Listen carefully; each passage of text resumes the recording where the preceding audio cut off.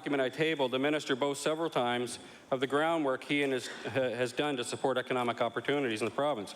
And he concludes by saying, and I quote, "Today, more than ever, I'm confident in what the future holds for Nova Scotia," end quote. I know 135 families who don't share his confidence and who are afraid of what the future holds for them in Nova Scotia. Mr. Speaker, my question, will the minister commit today to coming to Hansport and agree to meet with the long list of stakeholders that are coming together in support of these families? And I'll table that list right here, Mr. Speaker. We've already been working on that. The Honourable Minister of Economic and Rural Development and Tourism. Thank you, Mr. Speaker. Mr. Speaker, as I've already said, through this government, there is a transition team in place that not only involves economic and rural development and tourism, but obviously labour and advanced education is playing a very key and vital role. We have people on the ground. We have the RDA. That's there, who's I've already been in touch with. He's sent me some information. They are meeting with the families and with the individuals. If people want to meet with me, and one of the things that I say outside of this House, and I'll say inside this House, I think in the almost 4 years that I've been a Minister of the Crown, I think I've proven my accessibility time and time again. And I think, Mr. Speaker, the member from Hants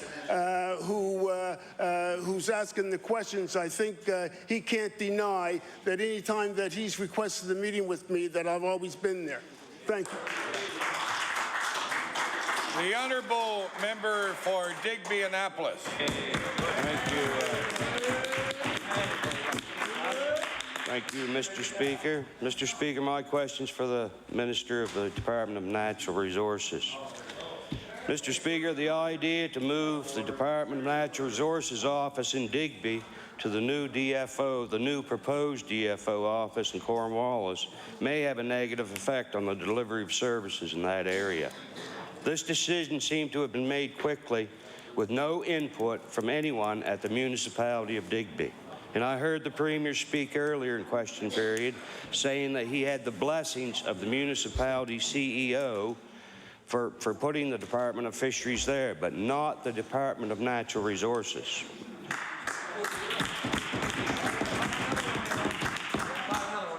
Mr. Speaker, my question for the Minister is, what consultations did the Minister have with the municipality of Digby before this decision was made to move the DNR office out of Digby County into Annapolis County? The Honourable Minister of Natural Resources. Thank you, Mr. Speaker, and I thank the honourable member for the question. Certainly, we consulted widely in the community. There were meetings held with the warden of the municipality of Digby and the warden of the municipality of Clare, also the mayor of the town of Digby. So we had discussions with those folks, and I also met personally with the warden from Digby County, the Honourable Linda Gregory, and so there was good consultation, and it's a cost-saving measure by bringing all three government departments together in one spot. Is certainly going to save money, and it's also going to be a much more efficient operation. The Honourable Member for Digby-Annapolis on his first supplementary. Mr. Speaker, I want to table a memo from the municipality of Digby which outlines several concerns about the DNR move to Cornwallis. And I want to quote one quote from it. Areas of immediate concern include increased fire response time, extra cost to deliver essential regional services, such as park maintenance, and the negative impact of access to DNR staff by Digby County residents. And there's more quotes in there, Mr. Speaker. And two of these DNR offices will be in Annapolis County and none in the Digby and Clare area. My question, did the NDP government consider these immediate concerns by the municipality, and if so, why are they still planning to move this office to Cornwallis? The Honourable Minister of Natural Resources. Thank you, Mr. Speaker. And certainly, again, as I mentioned, we did consult widely with wardens and the mayor of the town of Digby. But in actual fact, there's a cost saving here because the DNR facility in Hillgrove is more than 50 years old. It needs a lot of repair, a lot of maintenance, somewhere in the area of $750,000 just to repair it. and probably about $1.6 million to replace it. So by moving into one facility in Cornwallis, there's a cost saving and really many benefits to all three departments and to the people of the area. The honourable member for Digby-Annapolis on his final supplementary. Mr. Speaker, I also table a letter from the municipality, and I want to do one quote out of that. To our understanding, the only rationale for considering the relocation to assist the business case of the April 30th decision to move provincial fisheries staff to the Digby-Annapolis area. So my question to the minister is the minister uprooting the DNR office in Digby and moving it to Cornwallis simply to make a business case for the NDP's government snap decision to move the fishery office to that area? The Honourable Minister of Natural Resources. Thank you, Mr. Speaker. There are many cost savings to moving this Department of Natural Resources to Cornwallis, and the distance and time is very little different. I think I understand it's about 3 minutes in the difference between Hillgrove and Cornwallis. So so it's almost insignificant in that regard. The fire service will be about equally serviced as well. So there's very little difference. Plus, it's going to save that $1.6 million capital investment, and it provides efficiencies of all three departments working closely together. And it's a good road. The honourable member for Colchester North. Mr. Speaker, my question through you is to the Minister of Education. According to the Learning Disabilities Association of Nova Scotia, 1 in 10 people have some form of learning disability. According to the Autism Nova Scotia, the diagnosis of autism spectrum disorder grew at an alarming rate in the last 20 years, jumping from 1 in 1,000 students in the 1990s to 1 in 110 students today. So my question to the Minister of Education is this: how many students do we currently have in our public education system who have identified special needs? The Honourable Minister of Education. Thank you very much, Mr. Speaker. The information that's being requested is information that I will need to ask the boards to supply to the Department of Education. Thank you. The honourable member for Colchester North on her first supplementary. Thank you, Mr. Speaker. Parents of special needs students who are entering our public school system have told us that they're terrified. They're watching how this government is ignoring the needs of their children. What they need from the minister is a commitment to adequately support programs and services for students with special needs. The minister will tell us that funding for special education has increased. Teachers and parents are telling us it's not enough. More students with more needs are being identified, and funding to meet those needs is simply not there. So my question to the minister: when will the minister admit that the funding for special needs students that there are students whose needs are unmet and that these students are falling through the cracks? The Honourable Minister of Education. Thank you very much, Mr. Speaker. I'd like to speak to the situation with our students and the children in the province with autism. The former government, when they were in power, had a lottery system for children before they went to school to get the early intervention. This government funds every child that is diagnosed with autism before they come to school. Every child gets the support that they need before coming to school. Thank you.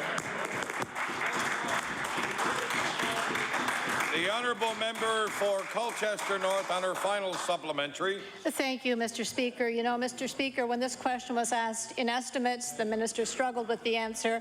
When it was asked in question period earlier, she struggled with the answer. When she was asked by the media, she struggled with the answer, and she still is, Mr. Speaker. So,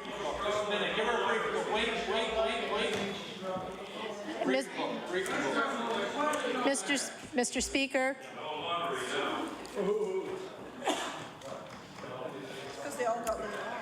Mr. Speaker, the funding of which the minister speaks is not into public schools. I'm talking about the needs of our special needs students who are in public school, who are feeling that they are underfunded.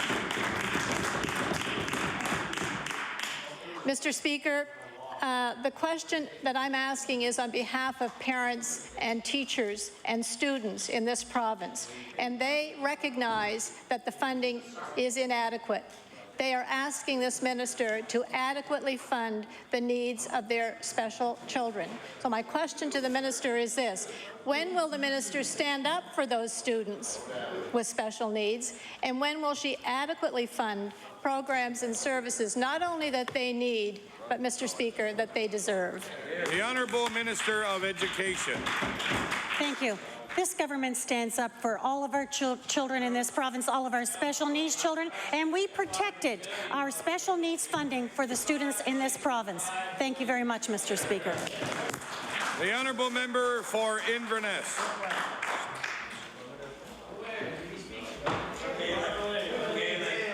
Oh, I'm sorry, I didn't hear you, Mr. Speaker. Since we only have a few seconds left, Mr. Speaker, I'm not going to divulge my question today. The time allotted for questions by members to ministers has expired. The Honourable Government House Leader. Thank you, Mr. Speaker. Mr. Speaker, please call government public bills for second reading.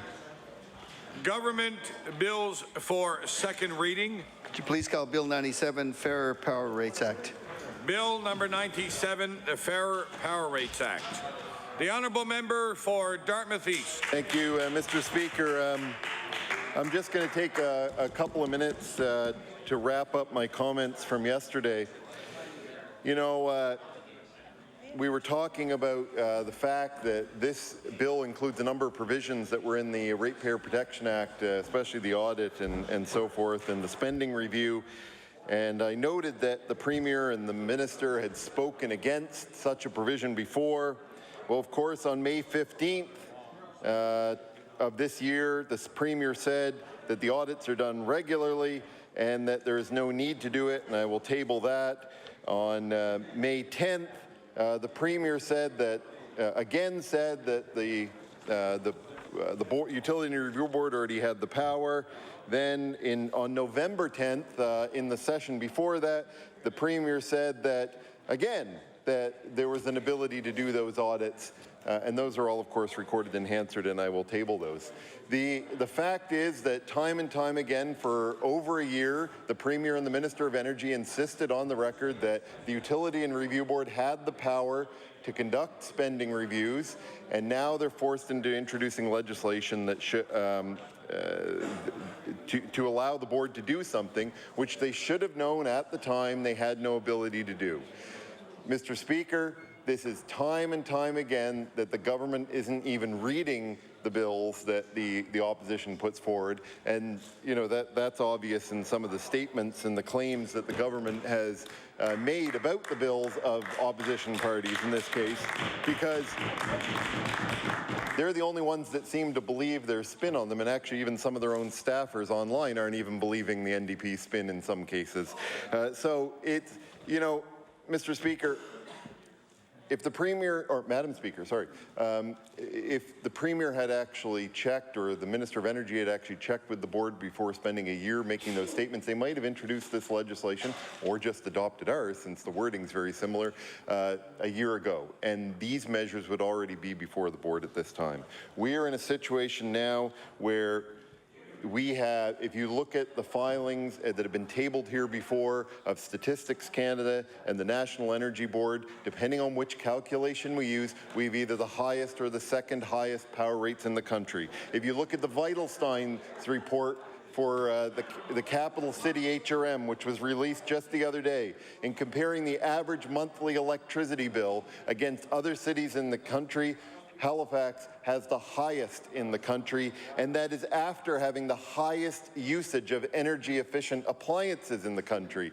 So they have the highest bill, yet the highest energy efficiency, or the highest energy efficiency use. So, Madam Speaker, that doesn't make any sense. We should actually have lower bills, but our rates are so much higher that it keeps us up there, and I will table that as well.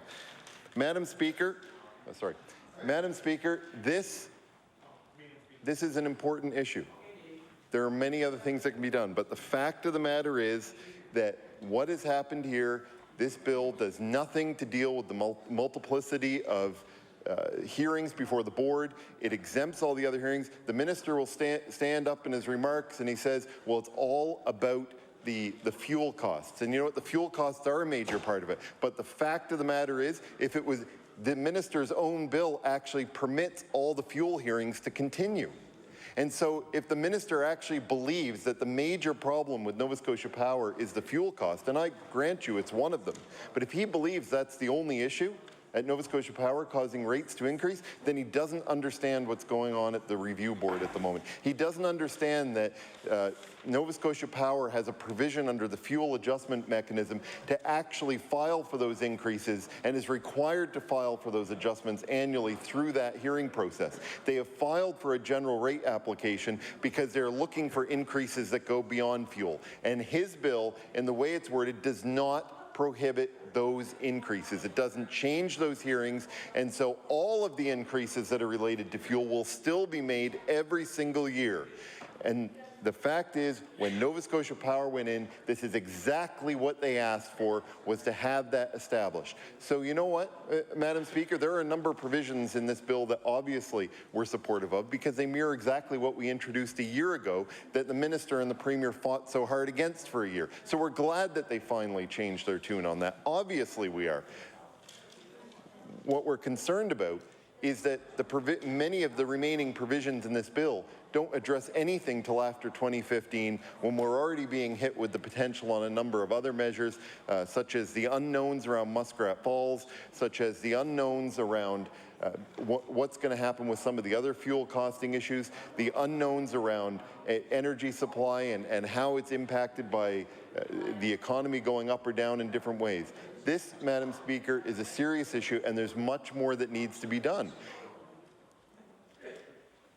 The Premier, we will continue to wait. And Madam Speaker, I'll have a lot more to say on this probably at third reading as we see what adjustments get made and what else the Minister and the Premier are willing to introduce with this respect.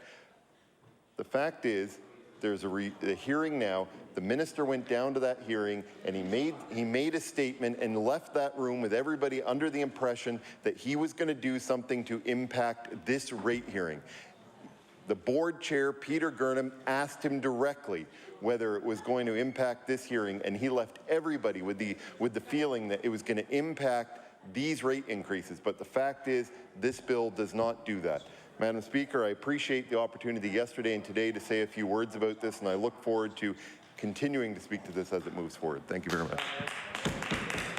And I recognize the honourable member for Argyle. Thank you very much, Madam Speaker. It's a pleasure to stand and maybe spend a few moments talking to Bill number 97. You know, I think most of us can agree that power rates and power rate policy is a very important topic on the minds of most Nova Scotians. I think any of us that have the opportunity to travel around our constituencies and even other areas of the province, you know, the Tim Hortons talk is how power rates are getting a little out of hand and where people are having trouble understanding the bill, why it's going up, and of course trying to find avenues in which to pay for those bills. You know, one thing that this government tends to shy away from as this discussion rolls out is a lack of admitting that during the last 3 years, power rates have gone up by 25%. And that is creating true hardship to Nova Scotians, whether you're talking to the seniors that are really having trouble in taking care of the older homes. I know in my constituency and many of the other constituencies in rural Nova Scotia, many of the older homes that are owned by our seniors are far from efficient. And whether they're heating them with oil or whether they're heating them with electricity, all of those costs are causing an undue hardship upon them. You know, when they're on fixed incomes, whether they're receiving an old age pension or OIC, their actual grants, you know, it's very difficult for them to carve up that fixed income when a part of that component continues to rise. And not only is that happening in energy, and I'll continue on in the bill in a second, but also because of that energy cost, not just energy on electricity, but energy costs all around when it's transport of our goods to our grocery stores, whether it's transport of goods for other reasons, whether it's the electricity that's being burnt by our supermarkets in order to keep the products fresh and cool and cold. All of these things are transferring into and affecting the pocketbooks of all Nova Scotians. You know, many Nova Scotians and too many people are being faced with the decision to move out west or stay here to compete with hundreds of other unemployed Nova Scotians for those few jobs that do become available. And power rates are a big contributor to the economic conditions that are forced more business to lay off workers, or contributing to businesses' reluctance to set up shop here for fear that they may not be able to be successful. If we look at the different possibilities that we would have in many parts of our province, electricity is a big cost when it comes to either light manufacturing or even just if you're running a home hardware. Of keeping those lights on throughout the day, and then as summer, fall turn into winter, to be able to heat those facilities. So, you know, electricity plays a huge part to the economy of Nova Scotia, and one that I think you know, warrants a little more importance on the list of things to do by this government. Now, the bill that's before us, Bill 97, does many things that you know, both opposition parties have talked about over the last number of years in different iterations of bills that have been introduced into this House of Assembly. And throughout the process of the hearings with Nova Scotia Power, with the Utilities and Review Board, many times these issues have come forward. Now, it seems to me it wasn't that long ago that the Premier of the province was standing up and saying there's nothing I can do with his trademark shrug. Nothing I can do. That's Nova Scotia Power. And it's just funny that it was sort of at the 11th hour that the Minister of Energy ended up coming to the UARB hearing and saying that we're going to be freezing the rate. Actually, freezing the rate, I think, is more loosely, is a sort of a loose interpretation of what he came to introduce that night. It was more on is that we will limit the growth or limit the increases to something a little more phony. You know, the Minister of Energy told the UARB, and I quote, first, pending adoption by the board of a multi-year rate settlement from this hearing, the NDP will legislate no further rate increase that can take effect before 2015. That was the announcement at UARB. The bill that's before us states it prevents NSPI from being granted any further rate increases, excluding an increase resulting from its existing application before the Nova Scotia Utility and Review Board that take effect sooner than January 1st, 2015. So, Madam Speaker, let's be clear. Pending approval of the board means power rates will be increasing in 2013 and 2014. So that's not quite what the minister had tried to communicate the night of the UARB meeting. The current rate application before the board is for rate increases in 2013-2014, and there would be no other rate increase in by 2015 anyway.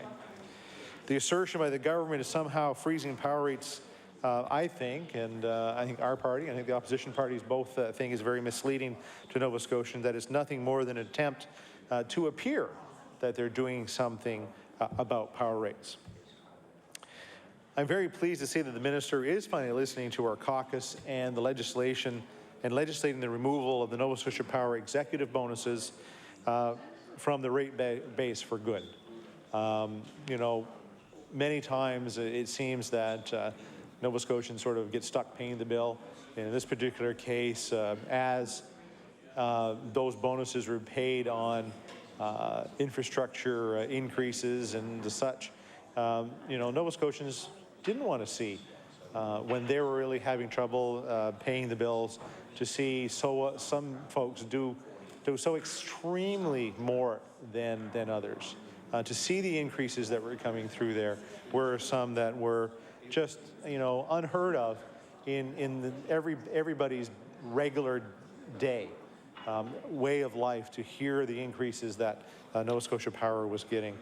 So it's good to see that that's been adopted in this piece of legislation. And again, we've said many times is that I think opposition parties, as they introduce bills in this House, let's take those good ideas and turn them into real legislation too. If they can't adopt our bills, well, at least take the ideas and put them into a government bill and adopt them. And we can know at the end of the day that those are ideas that all of us had a chance to look at. The concern I do have is with the requirement for multi-year rate applications. Of course, this year, Nova Scotia Power has made a multi-year application. I'm worried that the government is making or mandating multi-year increases applications. I'll say it again, I'm worried that the government is mandating multi-year rate increase applications. It adds an extra risk to ratepayers, and it could have unintended consequences. The more you force NSPI to make applications based on even farther forecast projection, it adds more risk to the cost and to the ratepayers. As they continue to look out, who would have thought in this world that natural gas would be so low, that coal would continue to depreciate or fall in price. All these things have an effect on the rate that Nova Scotians are paying. So the further you forecast out, the more susceptible to outside forces that rate application will become. So let's not go too far out. Let's not force to go 3-4 years down the road as we're doing this. Looking at those executive salaries, providing guidance is a good thing as well. However, these changes do nothing to address the real hardships that are faced by people who are suffering because of this bite the bullet electricity plan. Madam Speaker, I think, as we go along and have this discussion about power rates, it's one that, again, we hear a lot of in our constituencies, one that we need to have some concrete examples or concrete steps to make this better. I think there are a lot of steps that are missed by this legislation. Of course, number one is the lack of the return on investment that Nova Scotia Power investors are able to have. Nowhere in today's investment climate are we seeing somewhere as close to 9% return on investment. It's time maybe to look at that, bring that down. That I think brings a true savings that can be passed on to Nova Scotia ratepayers.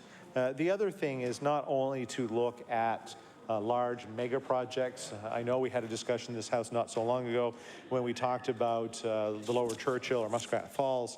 The power is a possibility to come from there and to be able to provide us with a stable rate.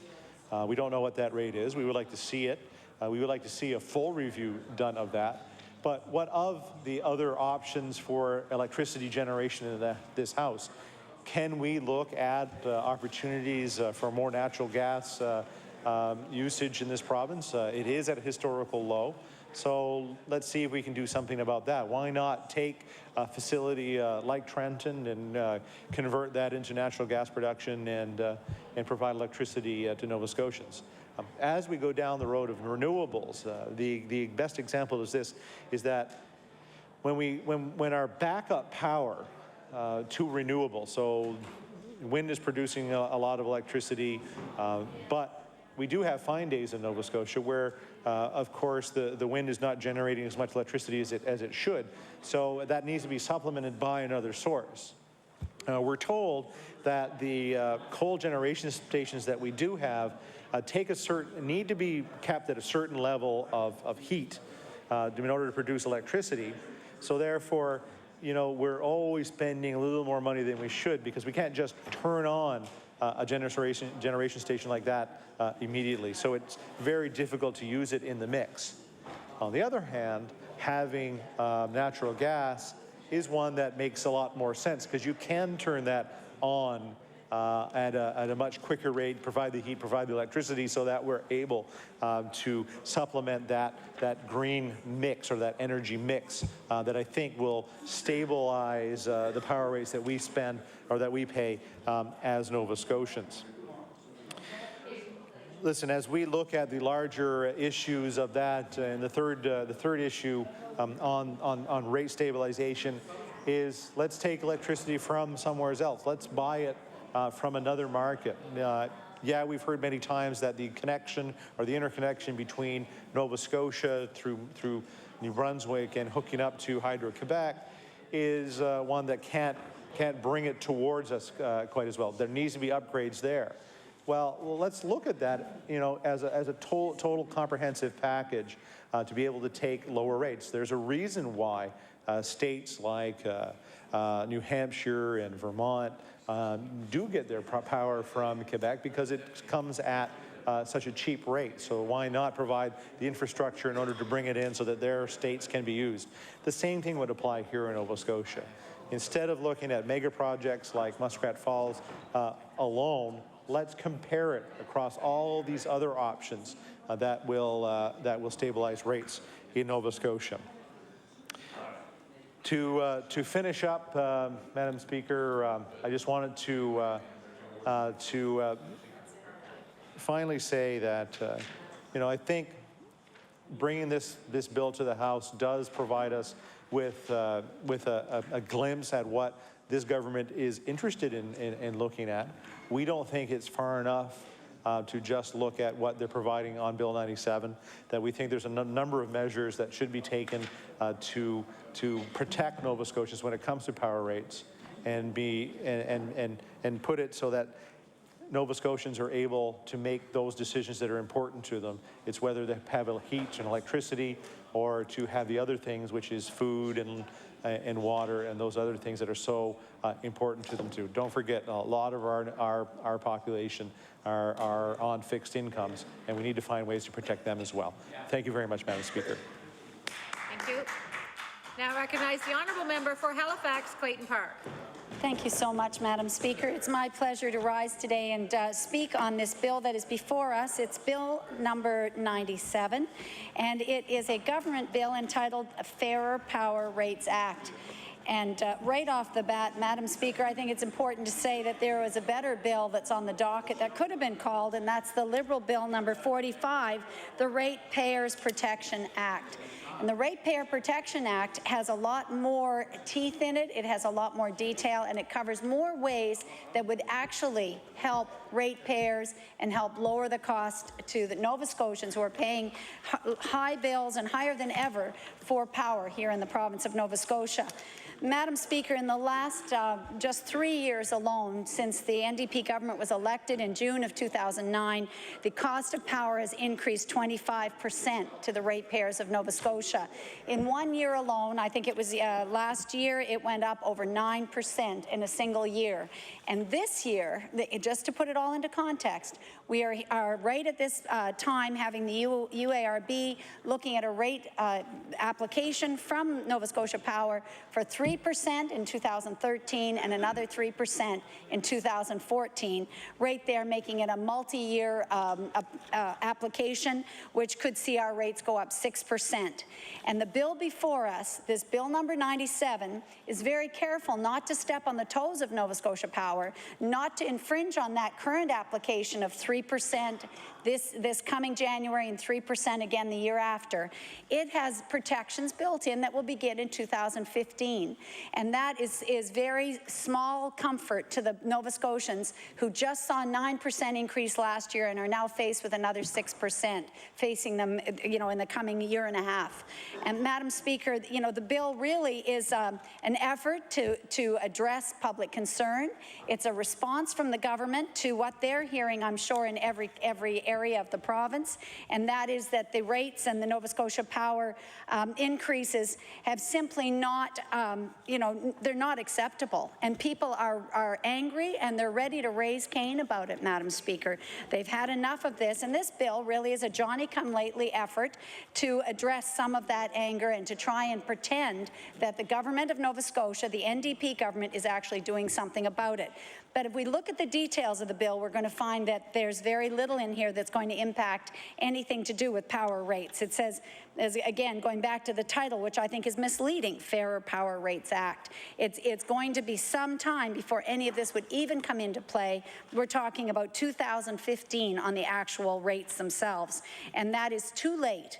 Now, Madam Speaker, you're aware, I'm sure, of the petition that was started online last spring by Archie Stewart in Port Hawkesbury, who is a Nova Scotian who simply decided that enough is enough, and that people have to stand up and speak up when they feel they're being abused and taken advantage of by a large corporation. And that's just what he did by starting an online petition with 30,000 signatories online. Now, I realize that wasn't acceptable here in the House, given our rules about online petitions, but it speaks volumes. Whether or not we accept it here or not, 30,000 Nova Scotians, in fact, it was more than that, but that number of Nova Scotians taking even a moment to read the petition and to sign that online shows the anger that people are feeling.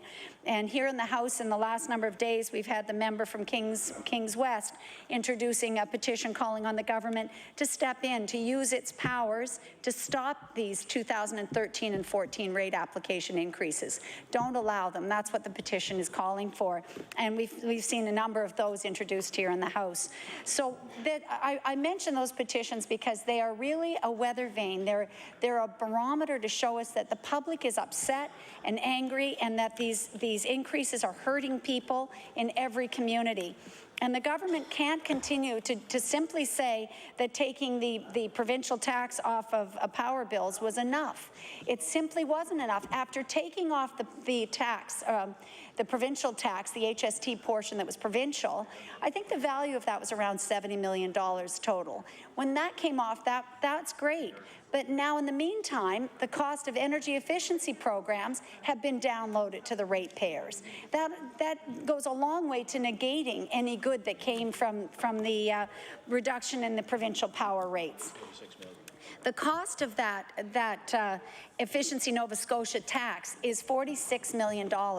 And I think it's important for us to note where that came from initially. There was an organization called Conserve Nova Scotia. I'm sure Nova Scotians love the fact that we rename the organizations and suddenly, by rebranding, think there's something entirely new. But Conserve Nova Scotia was started under the Conservative government, and it began to offer programs and incentives for people that were adding improvements to their home to be more energy efficient. It gave information and guidance to business and was helping homeowners and business to try and reduce their cost of energy, and at the same time to help the environment. We really support that. Here on the Liberal benches, Madam Speaker, there's no question that we support the intent of and whether you call it Conserve Nova Scotia or Efficiency Nova Scotia, in helping Nova Scotians to conserve energy and to be more environmentally responsible. It saves people money.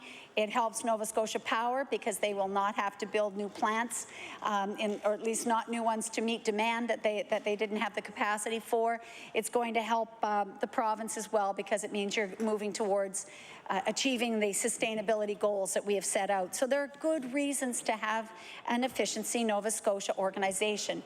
But under the Conservatives, it was part of the Energy Department, and it was part of the bureaucracy. So obviously there was a cost to government to run that department. Now, what's happened under the NDP is something that I believe in the previous election, the NDP said they were not in favor of, and that was spinning it off, taking it out of the government bureaucracy of the Department of Energy, where we have some control over it, creating an arm's-length organization called Efficiency instead of Conserve Nova Scotia, and now taking the cost of that and putting it on the backs of the ratepayers of Nova Scotia. So now, this organization has grown substantially. I don't don't have the exact cost, but I know that its staffing component has doubled in the time that it went from being part of the Energy Department to becoming a separate arm's length organization. So we have twice as many people working in that area, and the cost has gone up to $46 million.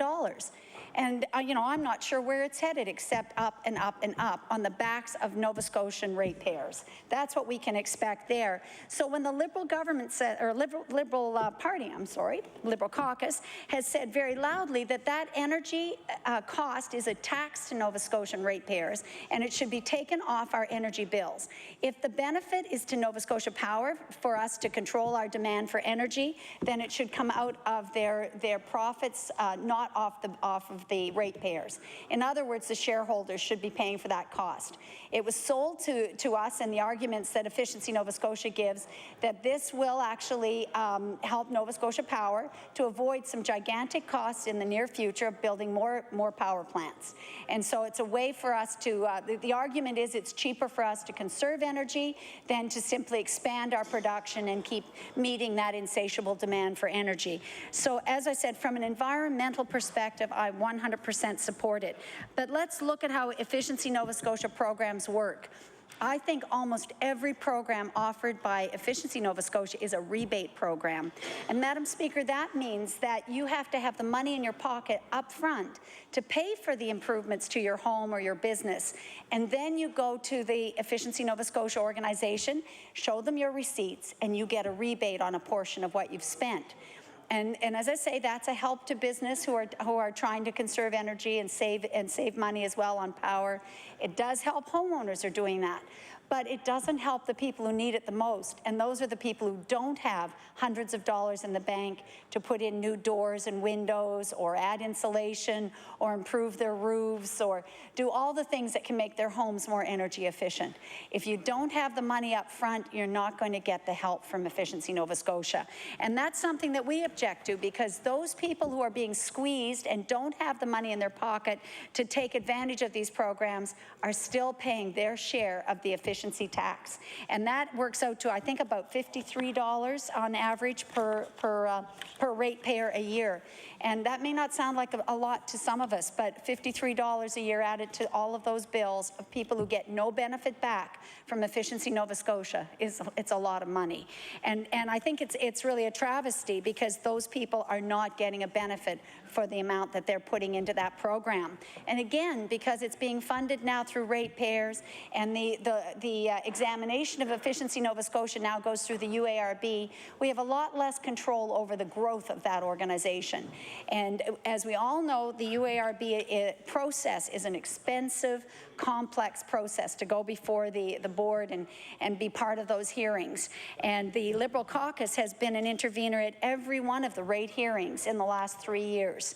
I know that our critic for energy has been at every single one, and other members of our caucus as well.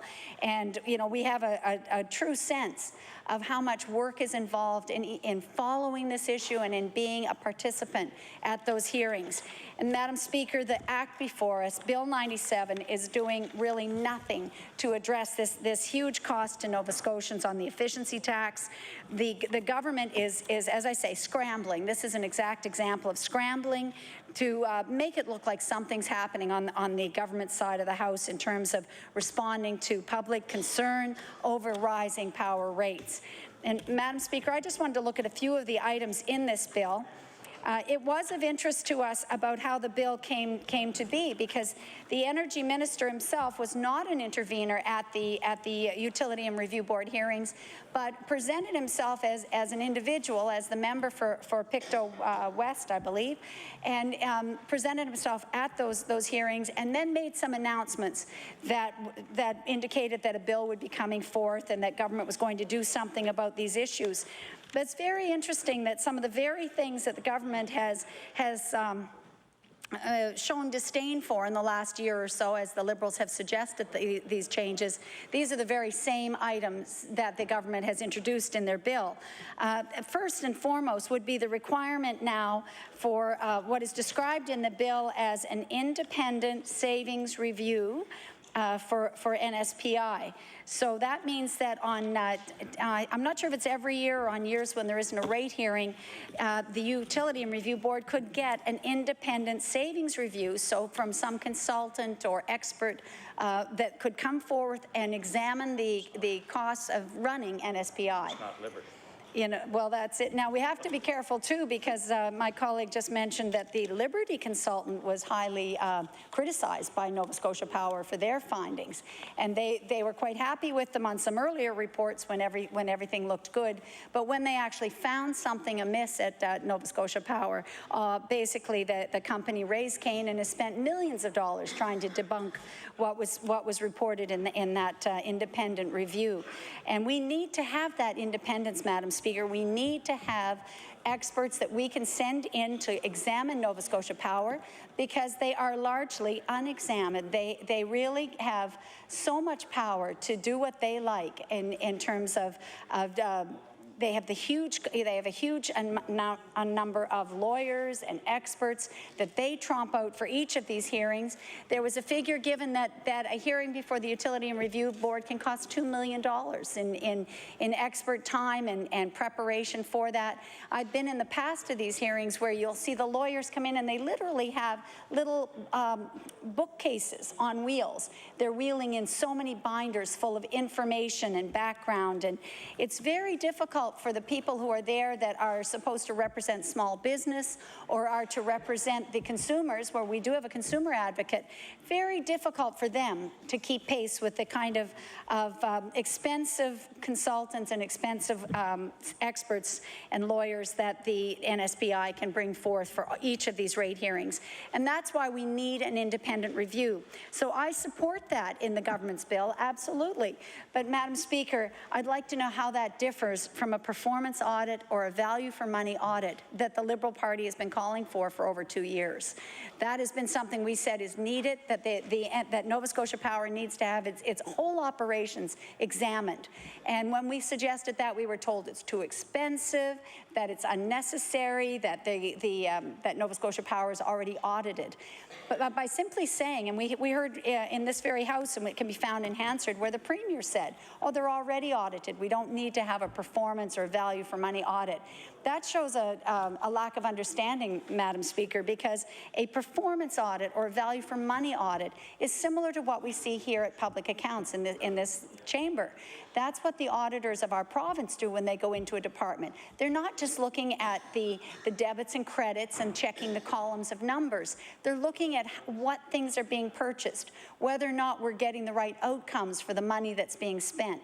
That's what it means, value for money. When we commit money to a certain program or project, are we getting the benefit that was expected? Madam Speaker, that's what we were calling for. Are we getting value?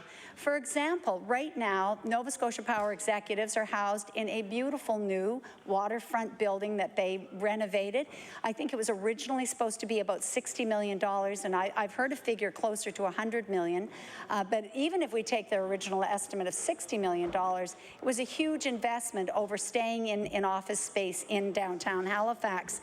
What's interesting about them purchasing, or not purchasing, but investing in this complete redevelopment of what was once a power plant itself, is that adds, that $60 to $100 million that they spent in renovations adds to their asset base. And each and every one of the ratepayers are paying a rate of return on investment of 9.2% now on these very fancy offices that the Nova Scotia Power executives are housed in. We really didn't need that. When they were renting, it was an expense. Now that they own the building, it becomes part of their asset base. It's a win-win for them. They couldn't go wrong. They make 9.2% back. So it doesn't matter if it was a good decision or a bad decision to upgrade their buildings. The fact is, though, if you look, Madam Speaker, at major corporations today, they are not building their own headquarters. That's something that's quite passé in the corporate world. They don't want to own their own buildings as a rule, because it's a lot more effective to lease a building. Maybe that's why the government is leasing in Cornwallis. I'm not sure. We wondered why they wouldn't simply buy the building at $160-some thousand rather than renting it for $200,000+ every single year for 10 years. It's because the government must think there's a better reason for leasing over owning. But I know that corporations are preferring to lease because there's a lot more flexibility and it's a lot better decision. But not when you get a guaranteed rate of return of 9.2% on everything that you own. So it's in their best interest to own lots of stuff, whether it's productive or not, whether it does provide value to the ratepayers or to the company. They don't have to pay attention to that. So, Madam Speaker, you know, I think that if we had that independent review, as the government likes to call it, or a performance audit, a value for money audit, as the Liberal Party called for, we'd be a lot further ahead today. And that could have been done, that could have been set in motion more than a year ago if the government hadn't been dug in defending Nova Scotia Power and everything that they do. And that's been the position of the government. So that was only the first point in the bill. There's another point in the bill that is, again, smoke and mirrors, Madam Speaker. It says no general rate increase would be allowed sooner than 2 years after one is already granted. So you're basically saying you can't have back-to-back years with power increases. But that, again, doesn't become effective until 2015, as I said a few minutes ago. And waiting till 2015 means you're accepting the next 2 years of increases that are going to come and hit Nova Scotians in their pocketbook. And one of the things that's most disturbing is, as much as this is hurting individuals, it is really crippling our economy to have some of the most expensive power rates in the country. I think we have the second highest power rates in the country. How can we possibly encourage business? How can we see businesses like, you know, any number of them that have floundered here? How can they thrive when the cost of power is so great? I'm sure it's been a factor in the closure of Minas Basin Pulp and Paper, certainly was in Bowater. And when we go back to the efficiency tax, interesting to note that in the agreement that was struck with the new owners of the Port Hawkesbury plant, they are exempt from paying for the energy efficiency tax that the rest of us have to bear. You know, how that is simply not fair, but it's a reflection on the high cost of doing business in this province. And the government's coming up with ad hoc answers, just like they did in that instance, to try and address it, to give one big user of power an exemption when all the little guys are going to keep on paying. And that, you know, for one thing, doesn't sound not even a little bit like the NDP that we know or we thought we knew. You know, to actually give the break to the big corporation and to still continue to leave the small individuals, the low-income people struggling to pay that charge. But, you know, as I say, the clause that says that there won't be any general rate increases before 2015 is malarkey, really. It's just malarkey, because the fact of the matter is we're looking at rate applications right now for 6% before that date. So I really don't even know how the government has the audacity to put that in a bill, really. They must think people are not thinking and are not going to examine what's here. It's, you know, it was obviously done on the fly and very, very poorly crafted, to say so, because people are smarter than that. They know what's in the press today. They know the applications are coming. They know there's going to be very likely 2 increases before 2015. So it's very meaningless, is what I'm trying to say. It has no meaning at all. It's not going to help anybody in the interim 2 years. Madam Speaker, there's a point here on executive salaries. I'm going to move on to that because there's a lot we can say about power. And I know that the afternoon is only really just beginning on the debate on this bill. But, Madam Speaker, the bill calls for executive salaries to be more transparent, to be reported. We like that idea. Madam Speaker, not long ago, the Nova Scotia Power executives boasted that they had cut their numbers from 12 at the very top echelon of the company to 8. And they said that was really fantastic because they were trimming. And again, we come back to the need for a value for money audit, because when you peeled back a few layers of the onion on that question and started to examine it, what you found was they had, yes, indeed, dropped their numbers from 12 to 8. But they had not changed their executive compensation total at all, which just meant that they took that amount of money and divided it up among 8 people instead of 12 people. It just meant the 8 people got more money every year. And that, you know, if you just listen to the first statement, it sounded good, a paring down of the number of top executives. A little bit of examination shows that Nova Scotia Power just doesn't get it. They don't get that they've been living and acting like fat cats, essentially, in our province of Nova Scotia, which is a province with a lot of economic stresses. I mean, no one knows that better than those that are sitting in government. On the government side of the House, there are a lot of economic challenges in this province. And in the midst of that, we have a power company that takes $100 million a year from Nova Scotians, because the Nova Scotian ratepayers are like a cash cow.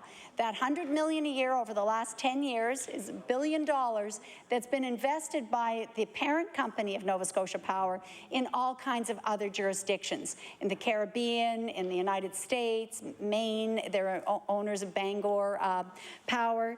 They've invested in all kinds of other power companies and done it on the backs of their original holding, which was Nova Scotia Power.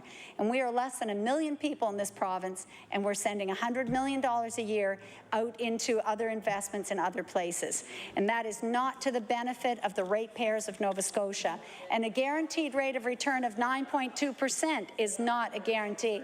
That, you know, it's a travesty. Whoever set it up, it's a travesty. I'm sure many people bought shares in Nova Scotia Power when it was first available in, was it 92 or something like that? It was the Conservatives that first privatized that, exactly. And, you know, that might have been some, but there's one shareholder today, and that's Emera.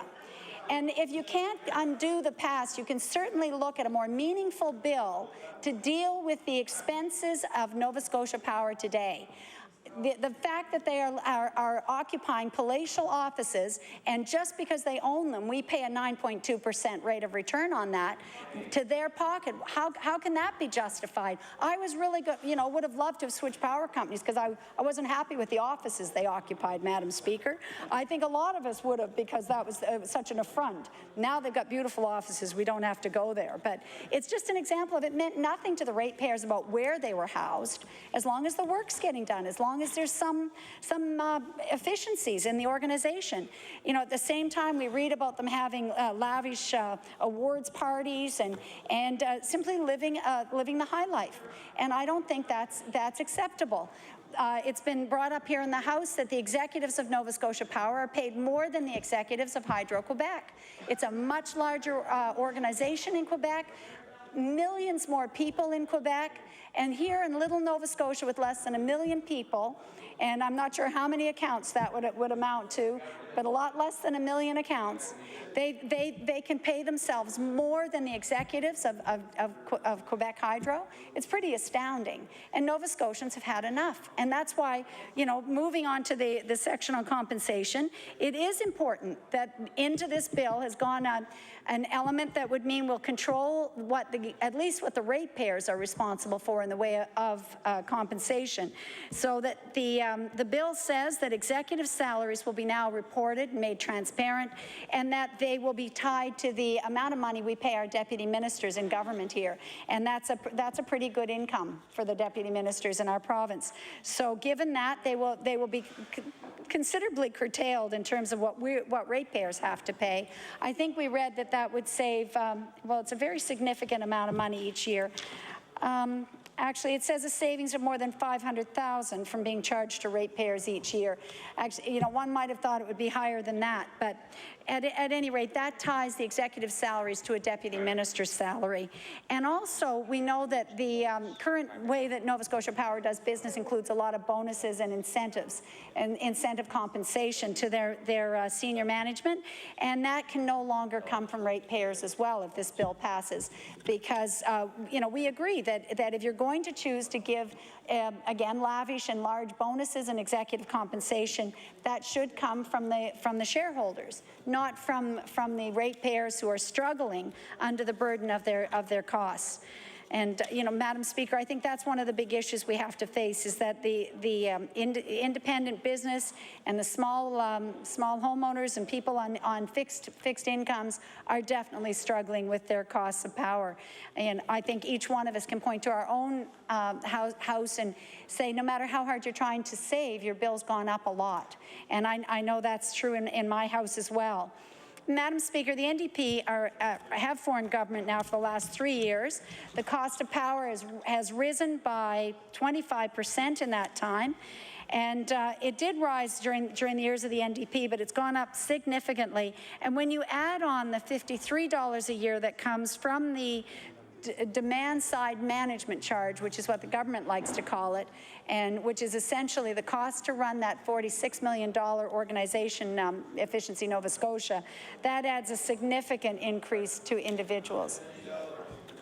So, Madam Speaker, the bill before us, Bill 97, really is a very feeble attempt to curtail some of the lavish spending and costs that have been passed on to ratepayers, individuals in Nova Scotia.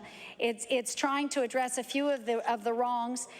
If I have one major criticism of it, it is the clause that talks about no increases will be allowed before 2015, except those that are currently before us, which you know, is a very silly clause in this bill. It should never have been put in because it in fact is insulting to the people of Nova Scotia, because, as I said, just scratching the surface will show you that it is meaningless, that it is trying to really confuse Nova Scotians. It is absolutely trying to confuse Nova Scotians. Madam Speaker, the Minister of Finance across the way has a few comments about this, but I think that she ought to consider a few things that are quite pertinent. The efficiency tax was something that the government of Nova Scotia said they would not put onto the ratepayers of our province, and they have done so. They have done so. That's number one. In 2002, Madam Speaker, there was a report done that was chaired by Bob Fournier, and it was about the electricity marketplace and ideas to improve it. And one of the recommendations, I believe it was the 52nd or 51st recommendation, was to open the marketplace to allow competition, to allow independent producers of power to sell their power onto the grid and be able to be players in our energy market, to allow companies or properties that were adjacent to each other that you could sell. If you had a windmill or you produced power on one farm, you could sell it to the farm next to you. All of that isn't allowed right now in Nova Scotia. And when that report came in, and over the ensuing few years, which were my early years here in the legislature, the NDP were in favor of that clause. They wanted to see that done. But something remarkable has happened in the last 3 years, because now they're against that, and they're in favor of the monopoly that is Nova Scotia Power. They don't want to do anything that in any way even takes a little bit of the power away from Nova Scotia Power, and they try to in fact debunk anything that suggests that it's a better way to go. They try to just be naysayers. And I can tell you, I'm sure we can look and see that that bill was introduced by the NDP, that we should open the marketplace to independent producers. How else are we going to get community involvement? How else are we going to get buy-in for our renewable energies? People don't want it now because they have no stake in it. They don't get any profit from it. But you look at communities like Berwick that have their own power companies, and we know that they're 10% cheaper today than what Nova Scotia Power is charging their neighbors next door. And that is a compelling reason to go with that argument. The idea that this is deregulation is absolute malarkey again. We're talking about competition. We're talking about a regulated environment. The regulation remains in the hand of government. We set the rules, but we allow some sensible exchange of power from more producers than just Nova Scotia Power. That's the way you're going to create an element of competition. You're going to be good as well for the people of Nova Scotia, better for the environment. Right now, you've got a government that simply defends the kingdom. Check Berwick. Just defends the kingdom, defends Nova Scotia Power. That is absolutely... You know that's not We have 6 municipalities, Madam Speaker, in this province that have a successful model. Order.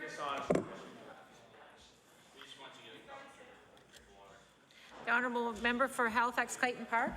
Thank you very much, Madam Speaker. And I think that the members in this House know that there's some very ludicrous situations that come up because of the stranglehold that Nova Scotia Power has on the production and distribution of power in this province. They are a monopoly. They are the only game in town. If I don't like them spending $100 million on their new office towers, I can't choose another producer of power. I have one choice. And that would, well, now there's a government that's been in power for 3 years, and they are so pathetic, Madam Speaker. They speak about 18 years ago. They love to speak about 18 years in the past. What about the last 3 years? What about 25% increases in power? That's That's what's important today. And the word pathetic, I think you might have to look it up, Madam Speaker, but I think it's pathetic. Because going back into ancient history and trying to be rude in that regard to other parties, you have a record of 3 years. It's like the job you did at Talbot House. It's like the job you did at Talbot House. It's like the job you did at Talbot House. Yeah. I know the story. Order, please. Order.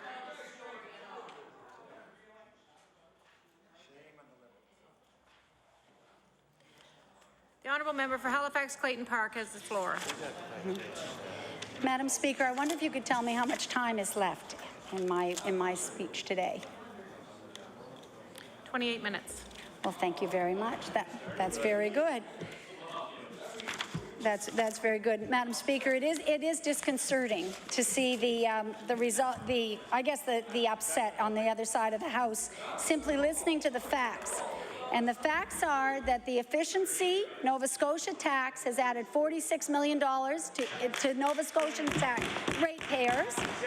The fact is, and this is an indisputable fact, that an independent savings review proposed in this bill is no more and no less than what we've been calling for on the Liberal side of this House for over a year.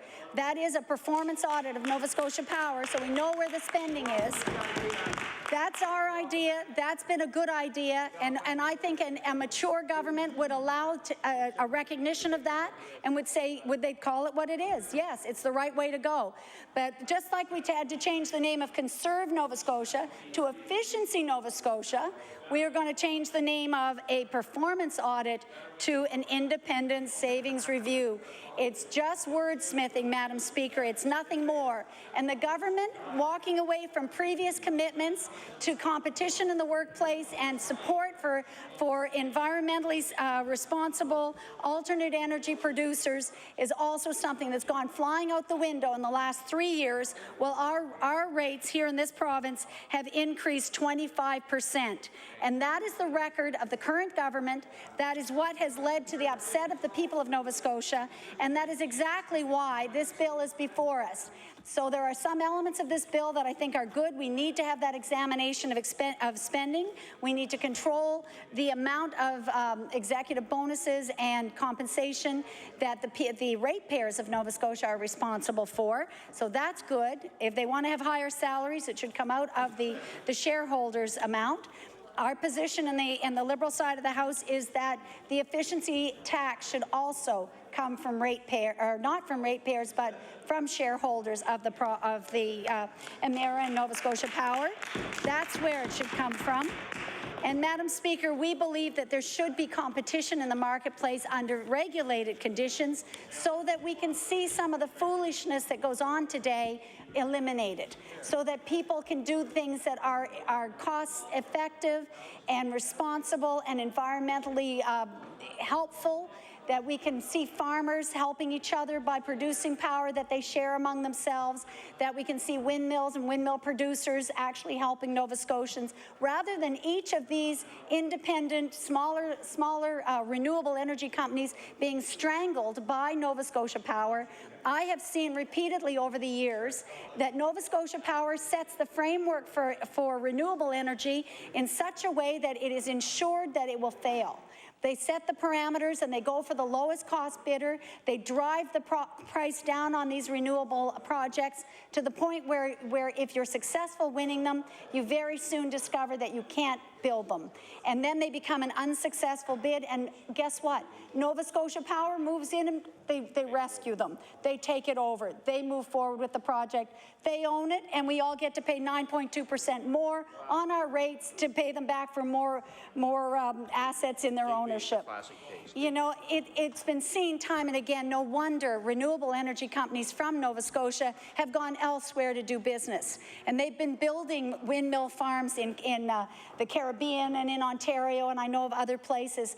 They're companies from Nova Scotia. They can't do business here at home because of the regulatory framework, because of the stranglehold of Nova Scotia Power, and because of the unwillingness of the government of Nova Scotia to work with them.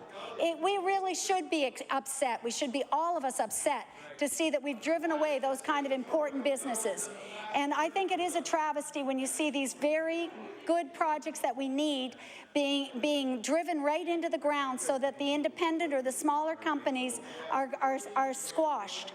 And then you get Nova Scotia Power just adding to its asset base and supposedly rescuing these projects.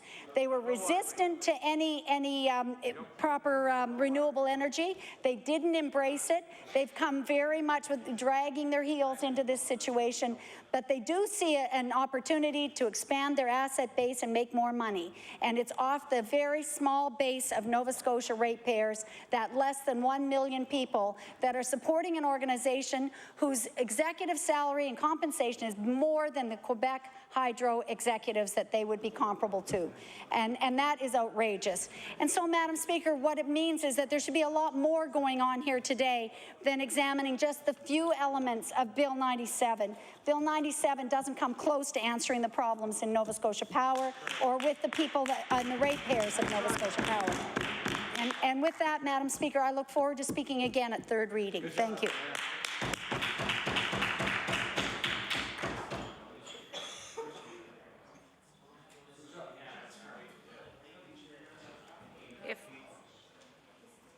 If I'm to recognize the Honourable Minister of Health and Wellness, it would be to close debate. I now recognize the Honourable Member for Kings West. Thank you very much, Madam Speaker. I'm pleased to rise in my place and say a few words today on Bill number 97, the Fair Power Rates Act. Madam Speaker, this is a bill that we've actually been talking about for 3 full years now, giving a great deal of detail on how Nova Scotia Power, the monopoly, needs to be changed. And that's one of the responsibilities that actually Nova Scotia electors gave the NDP, was to change the way Nova Scotia Power was doing its business. And here we are very, very late into term. After 3.5 years, a bill has been brought forward. It's one that is characteristically similar to one that we have already introduced in the legislature with a few small little, variations on what we had been asking for. So in many ways, I call Bill number 97 panic politics, because we know that, most of Nova Scotians are, in fact, very, very upset at Nova Scotia Power. And this is a government that, that essentially has not challenged Nova Scotia Power. In fact, they for 3.5 years have actually stood here in this place, stood here in the legislature, the People's House, not defending the people of Nova Scotia, but defending the Nova Scotia Power Corporation. And we saw that perhaps last spring in the most classic manner when we talked about, a rate of return that can go anywhere from 9.1 to 9.5%, a guaranteed rate of return. We came through a difficult economic period when in 2009 there were very, very few, investors who got anything or precious little above 0%, many losing as much as 10, 15, and 20% on investments. So this really stood out to Nova Scotians and all, in fact, you know, who struggle to put a few dollars away through RRSPs, and saw, in fact, that for almost a two-year period, there was no return on the monies that they were investing. Yet our power utility, unlike those across North America, who were getting perhaps 3, 4, and 5% return, we were getting 9.2% for investors. So when we then, on top of that, we had the CEO of Nova Scotia Power receive a 23% salary increase. And as my colleague from Halifax, Clayton Park, has indeed pointed out, this is well above the range of any kind of increases during this period that we saw across Canada and, in fact, the United States as well. So a 23% increase plus bonuses that went over and above the 23%. And then we have last year a 9.4% increase in power rates. And and it's at this moment where I like to talk about the petition that I'm now entering in the House. And as I advertised it in my writing, that I was collecting signatures, people came from many communities, some driving as much as 40, 50 kilometers to sign this petition. We're all hoping to see a change in direction of Nova Scotia Power.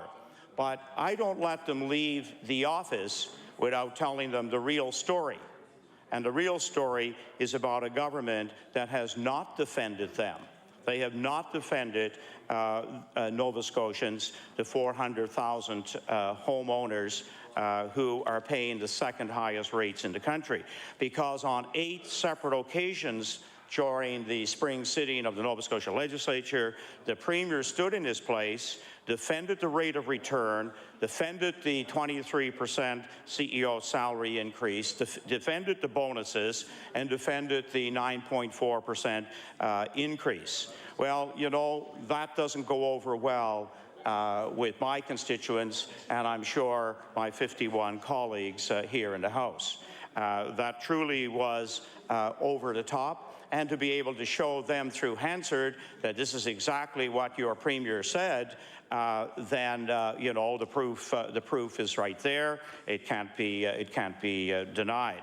So it's the climate, you know, that I think that presently exists in Nova Scotia, that the NDP are now trying to stem that overwhelming discontent with the government they elected, and not taking on Nova Scotia Power in any kind of a significant way. You know, in fact, when we take a look at where we are since coming back to Province House for the fall session, we see, in fact, the government now is willing to give full endorsement to the development of Muskrat Falls. And Muskrat Falls is very, very controversial at best. There are many, many unknowns around this development, some of them even around some of the technical challenges. But there's no greater challenge for the Nova Scotia ratepayer than not knowing what the cost of Muskrat Falls will be and how it will translate to increases on their power bill.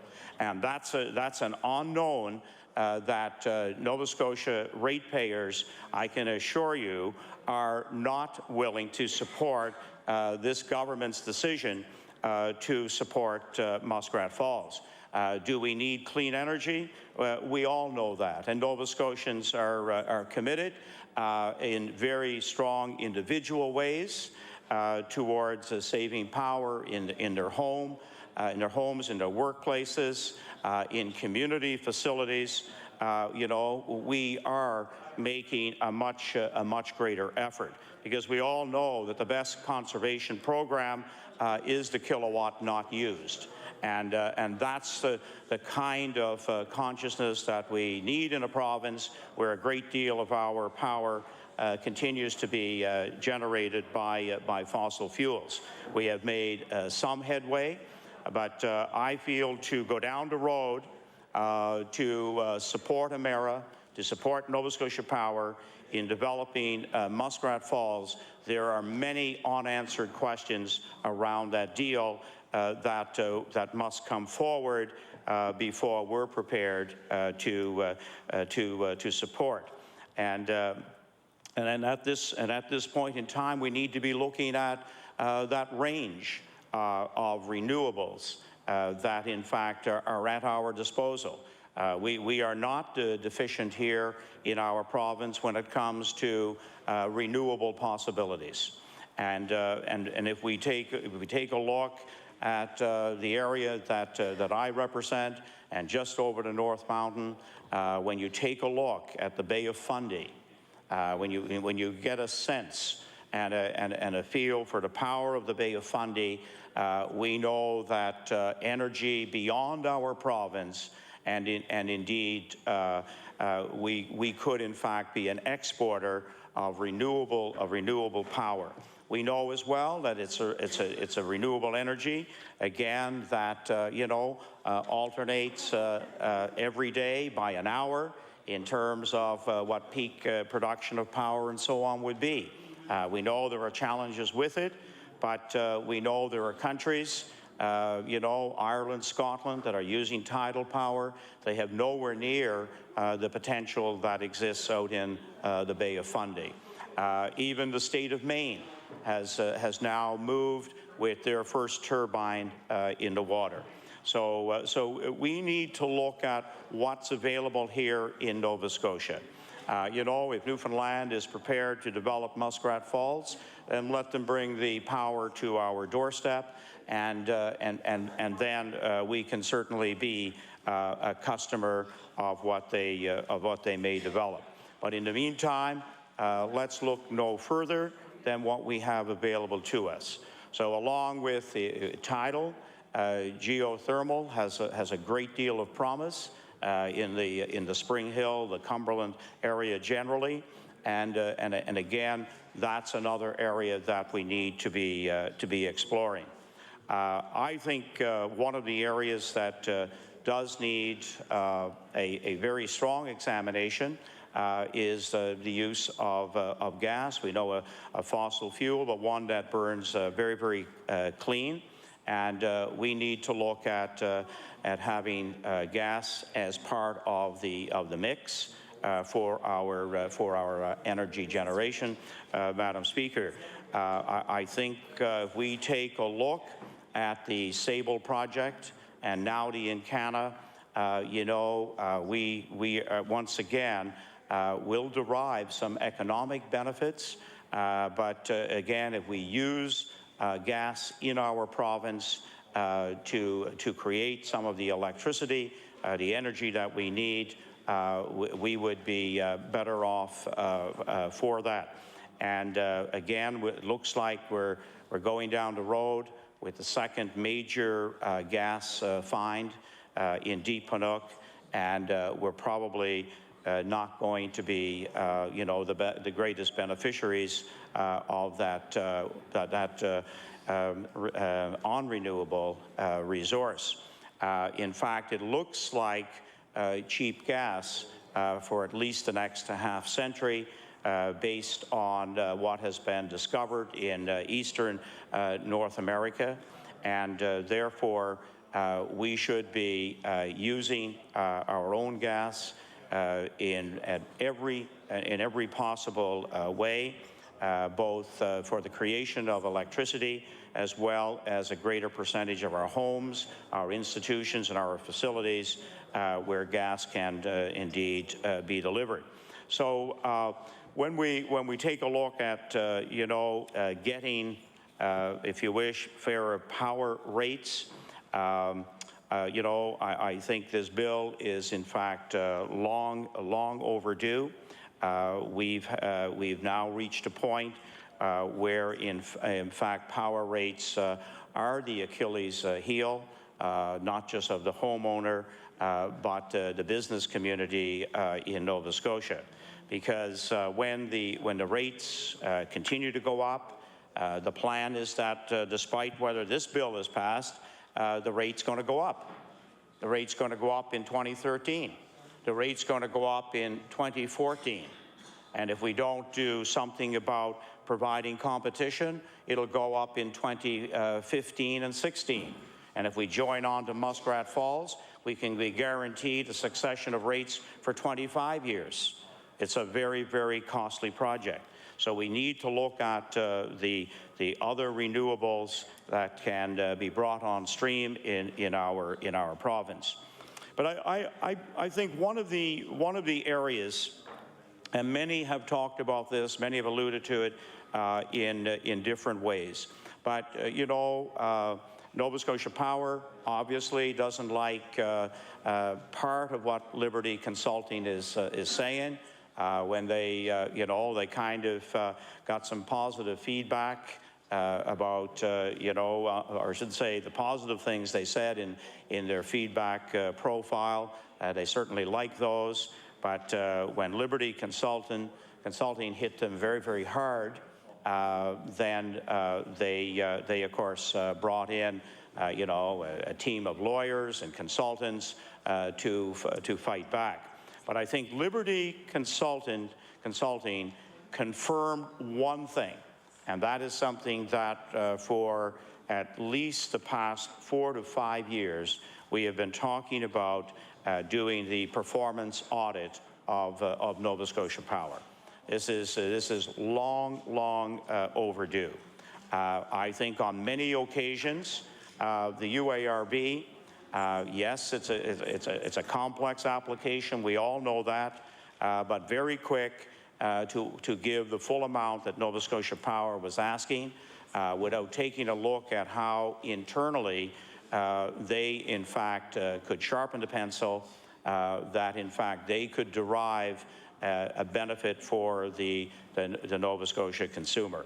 So I think those are, you know, I guess some of the areas that obviously come to the forefront when we debate a bill called Fair Power Rates Act.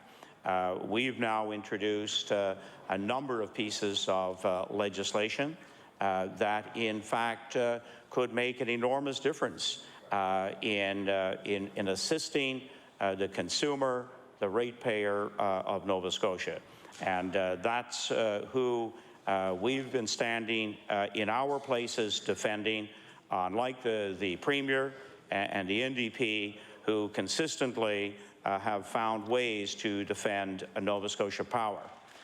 You know, maybe that's what happened to the Premier when he flew in the Amerijet at 30,000 feet. You know, that the real conversion took place.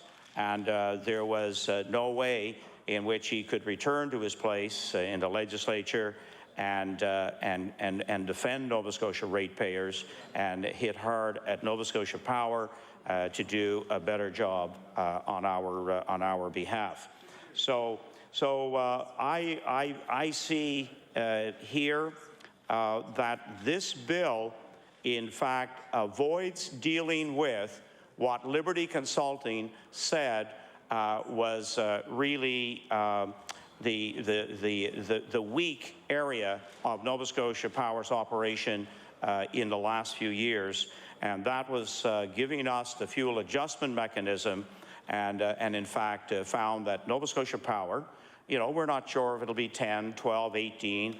They're talking about 22 million more that Nova Scotians have paid through the fuel adjustment mechanism.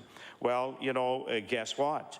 The NDP are saying this is a sacred cow of Nova Scotia Power, and we're not going to include that in Bill number 97. We're just going to deal with general rate application and fuel adjustment mechanism. You've got it in place. use it at your will, and because we don't have any competition in the marketplace, then you're bound to pay whatever the rate is. And we all know just how harsh a reality the Nova Scotia the power bill, the electricity bill, is in our province. I'm sure every MLA gets a call to try to find some assistance. Sometimes, you know, we're able to help them, our constituents, get on a budget program. We're able to help them work out how to deal with some of the arrears. I know in my area, there are a number of the churches, a number of the service clubs that have helped Nova Scotians. And last year, when the near 10% increase went on, in fact, it was a crippling spring for many families and many seniors on fixed income. So I think we on this side of the House are very well prepared to take on Nova Scotia Power. And we know that the only way is we can talk here and say, look, the rate of return is too high. The CEO's salary is too high. $100 million going out of the province is a way too much. But really, it's going to be competition. I live in a riding where one community gets their electricity 10% less than I do. They get 10% less. And they are able to produce some of their power and sell it to Nova Scotia Power, but in return get a better deal. And so, therefore, I believe if we get competition, we will see in a very regulated framework, we can get Nova Scotia Power to equal that once we start to get that across the province. And I think we have a very, very easy entry mechanism at the moment, and it's the 6, you know, independent power commissions that still exist in Nova Scotia. And I know the one that's in my riding is in fact now, you know, on the verge of signing deals that in fact will produce more power. And this can in fact be a vehicle whereby ratepayers or even an industry. We have industries now that want to produce their own electricity or get a producer that in fact will sell directly to them. And through legislation, that indeed is possible to do. So I think we have to, you know, have a very, very wide debate on how we move Nova Scotia Power to be more responsive to its citizens, and so that you know, businesses won't stop at the border. Businesses will find on many levels Nova Scotia a very attractive place. You know, we have the benefit of one of Canada's most outstanding community college systems, a university system, and I believe if we have a competitive, you know, electricity framework for Nova Scotians, we will attract more business here. But until we create that climate, we can't say, we can't put a rider into businesses as we try to attract them here. Oh, by the way, we do have the second highest rates in the country. You know, keep that in mind. I think that will curtail many from taking a look at our province. So, Mr. Speaker, I know that there's probably a few others who would like to offer some thoughts and debate the fair rate bill, bill number 9094. You know, it comes really a bit late in the game for this government to work on a fairer rate after defending Nova Scotia Power for the past 3.5 years. Thank you, Mr. Speaker. The honourable member for Preston. Thank you, Mr. Speaker. I want to congratulate my colleagues for bringing some very important points together, representing the concerns that we're hearing from Nova Scotians from all over the province, not only in our own ridings, but from ridings that the NDP government represents. This is a pretty serious issue. The costs that Nova Scotia Power have downloaded on Nova Scotians, making it very unfortunate that we're less competitive than any other province in the country when it comes to power rates. When I say less competitive, that means that companies have a very difficult time competing because their power costs are higher. Now, that's only one thing that makes a company less competitive. But indeed, with the whole structure that the NDP has put in place since they've come to government, is not an environment for business to operate in Nova Scotia.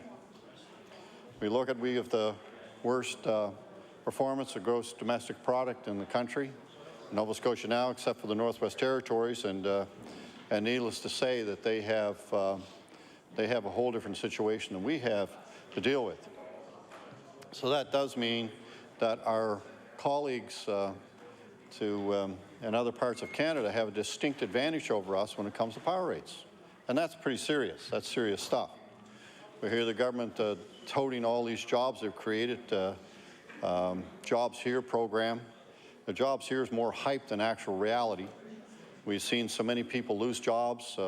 We just seen this week another paper operation is shutting down in Nova Scotia. Luckily this time they didn't take the Premier and the Cabinet, the cleaners, and take several $1 million before they close the doors like other companies have done and in the process of doing. So, you know, when you spend $500 million out and with very poor results and over 1,300 people lose their jobs, and after you spend $500 million, it makes you wonder how this government thinks that they're making the economy better. Well, I can tell you Nova Scotians out there, the ones I talk to, understand what the government's done. They're very angry. They're waiting for the next election to take that anger out on this government.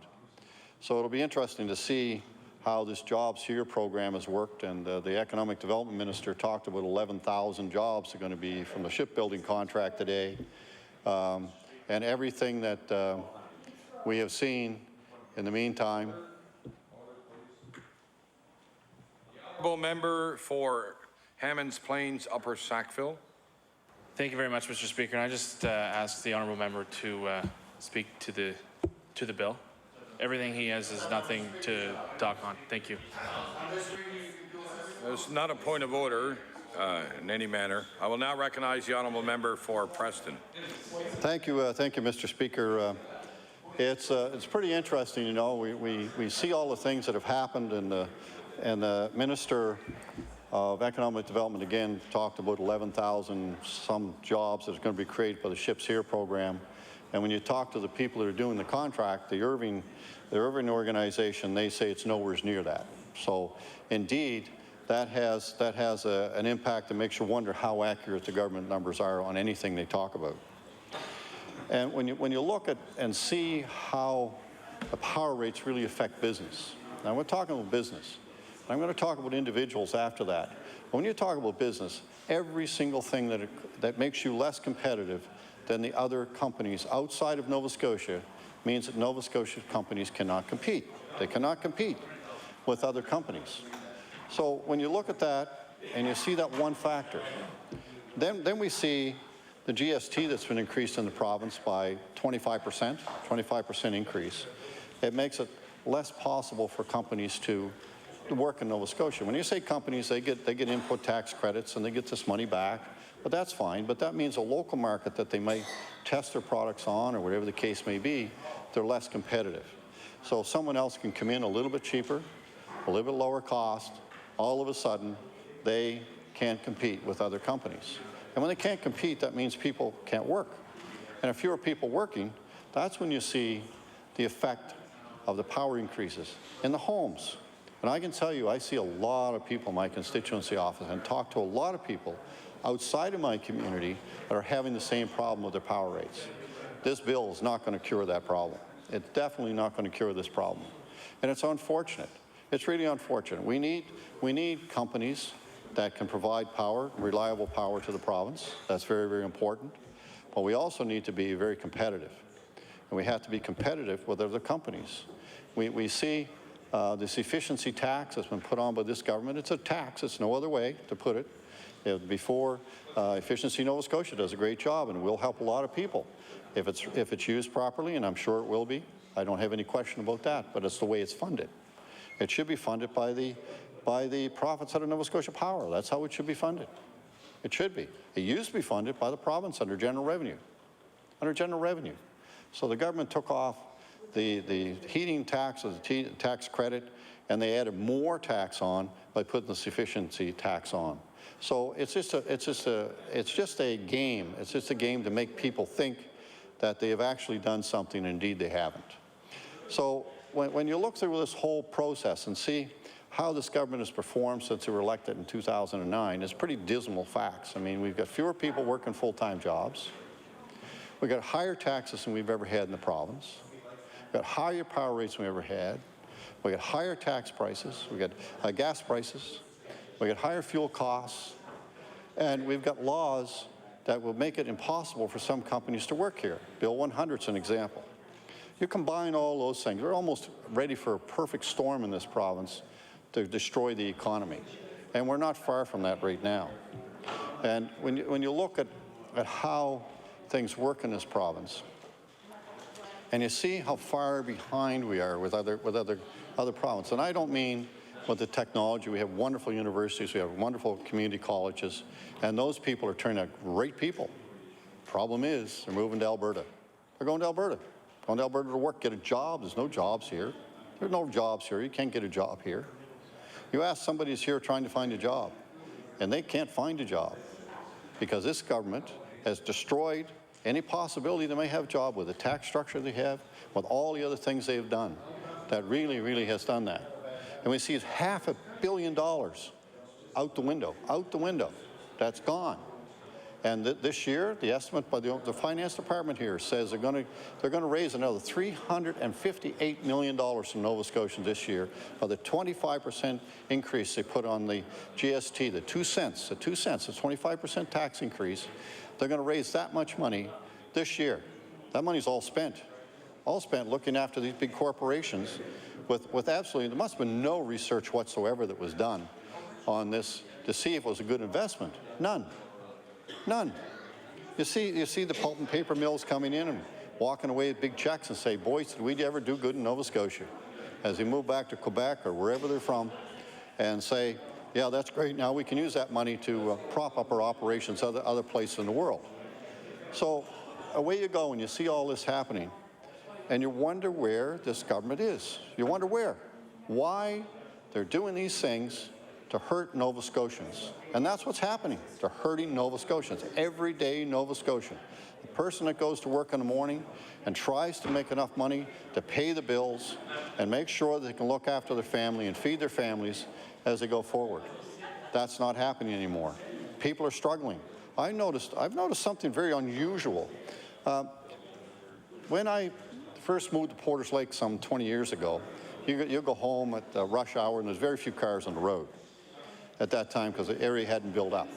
And over the time, it's built up and the population has grown quite a bit. And I used to drive 2 or 3 years ago after a meeting late in the evening, and I would go and I'd be driving home and it'd be a lot of traffic at 10 o'clock, 11 o'clock at night, a lot of traffic on the 107 highway.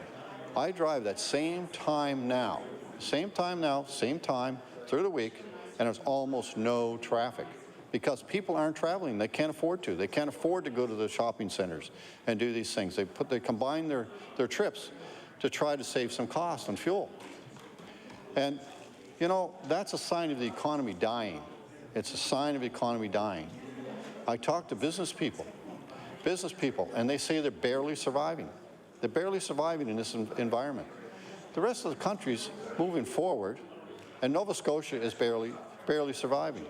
And it all goes back partly to the power rates, but the power rates are a symptom of the bad economy we're in. It's a symptom. And if the government's got to realize this, and they've got to do something to help Nova Scotians. I don't think that they understand how to do that, and that concerns me greatly, because, you know, usually there's some plans in place that really start making people opportunities and hope that things are going to get better. But this huge tax increases in power, there's no really emphasis on renewable energy that will really make a difference. The previous government put a regressive bill in place on the property taxes that are charged on windmills and renewable energy. And when you see that bill's put in place, if they're already in existence, they get a tax credit back from the province to help pay their property taxes. But in some places, the property taxes got so high in these windmills that the people couldn't afford to operate them. But the bill that the Conservatives put in when they were in power charges on the kilowatt-hour rating, the label on the windmill, whether it's operating or not. Well, that doesn't make any sense, because if a company doesn't make money by running the windmill, they can't possibly pay the taxes on it, the property taxes on it. So that whole structure has to be looked at, and this government has done nothing to do that, absolutely nothing. They just sit there and say, well, that's okay. And when you look at this way that the tax is put on, if you weren't already in the windmill business prior to this bill going through, my recollection is correct, you don't even get this credit back. So the whole thing is regressive. We've got to really promote renewable energy in this province, and renewable, really cost-effective renewable energy. And then the problem with that is, even if you do it at a rate that is positive and around the same rate we're paying or lower than we're paying now, you can't transmit it anywhere. This act doesn't cover that and doesn't allow for that. So that means you can't sell it. The only person you can sell it to is a monopoly, Nova Scotia Power. So that whole system has to be changed. And that's what we're proposing, that the transmission lines be available to anyone that generates power. You know, of course, with some kind of proper limitations on it and everything that we should be doing, but it shows that this government has no imagination. They've got no way of truly generating some interest in the economy.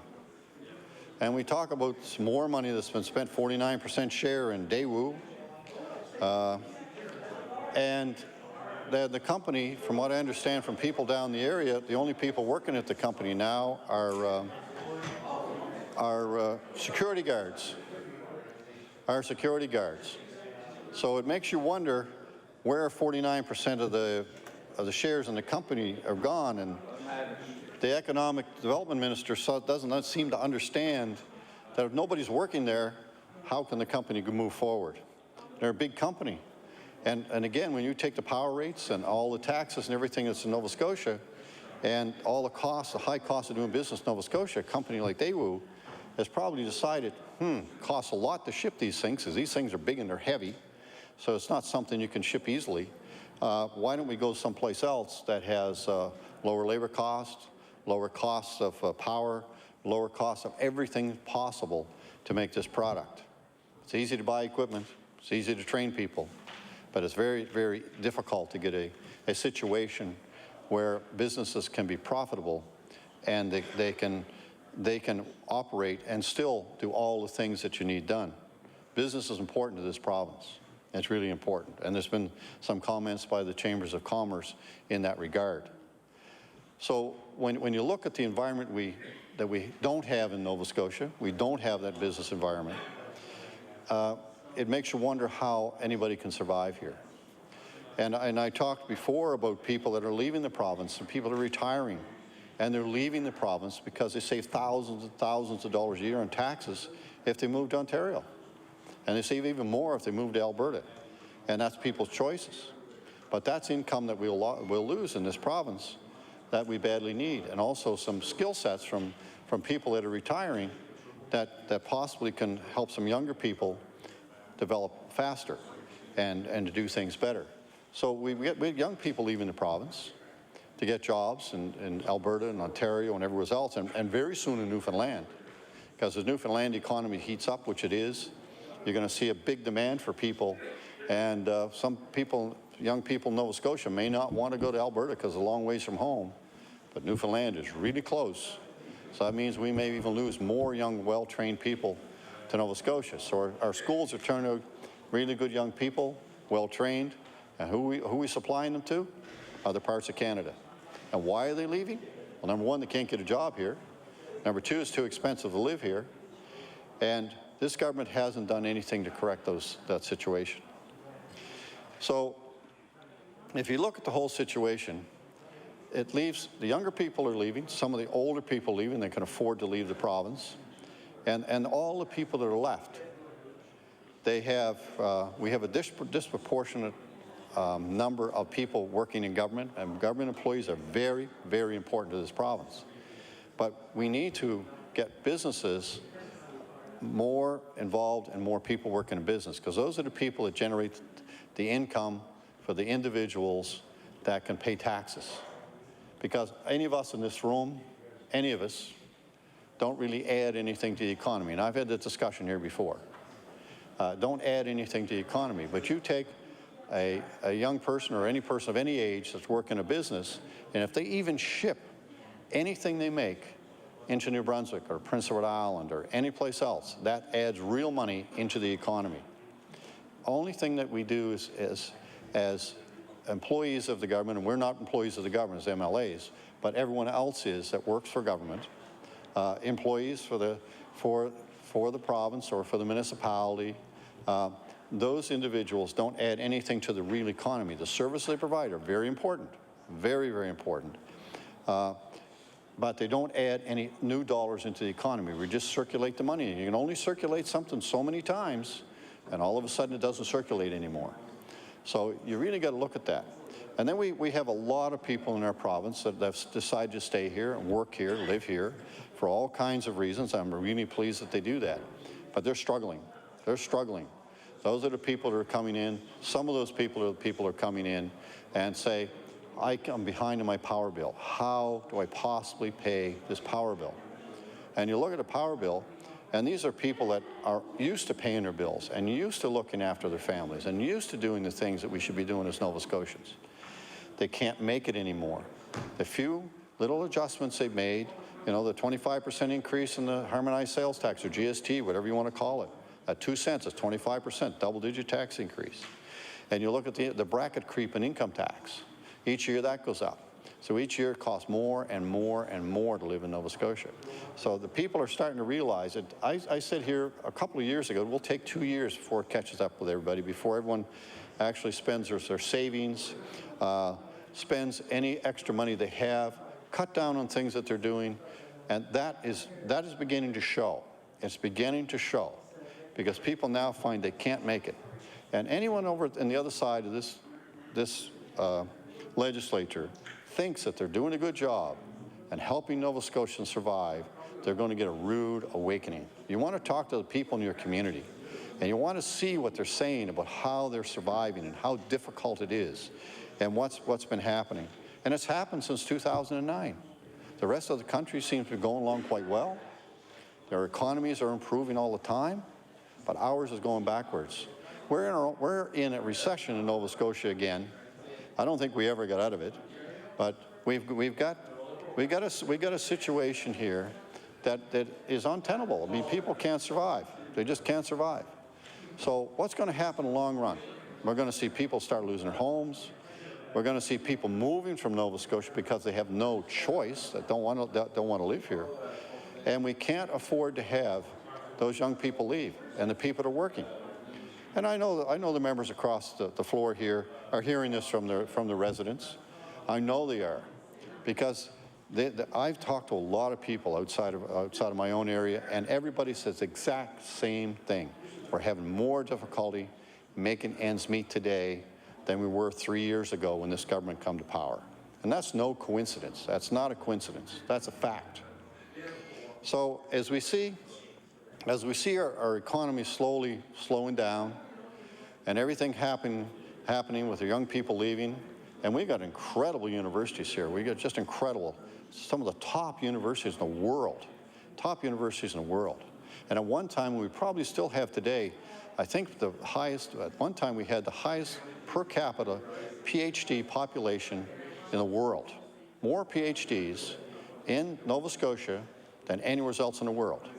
Now, these people are highly intelligent, highly trained, and very capable of making the economy go, but our economy isn't going. So we're not utilizing these very intelligent people and the expertise they have to help make our economy grow. And that can be in all kinds of ways. We've got some extremely good research going on in the universities here, state-of-the-art things happening that will, over a long period of time, come up with all kinds of new innovative ideas that could possibly change the economy in Nova Scotia. I didn't see this government talking about that. They're not talking about that. They're not working on those things. And I can tell you, I've worked with the universities when I ran my business, and they're great to work with. They have difficulty transferring technology from what they do in the research labs to commercialize it, but that's why the government should be assisting with that and really working with it. And all those things take a long time and a lot of effort, but I can tell you it's worth it when the time comes. So as we see so many things happen in our economy, and people wonder why it's happening, wonder why they don't have the same amount of money to pay their insurance bill, their property taxes, their heating bill, all the other bills they have to pay, buy food for their family, and do the things that they need to do. They got to remember why. It's all those little incidental things that add up that this government, one way or another, has imposed upon them, and really start realizing why they're having such a hard time. And you know, you look at the $500 million this government gave away, the power breaks they give allowed these companies to get not paying the efficiency tax. So I would think if I was running a company of that size in Nova Scotia, I'd be coming to the province saying, okay, I don't want to pay the efficiency tax anymore either because it makes me more competitive, and it will. It will. It will. That's why Nova Scotia Power should be paying it themselves instead of the ratepayers in the province of Nova Scotia.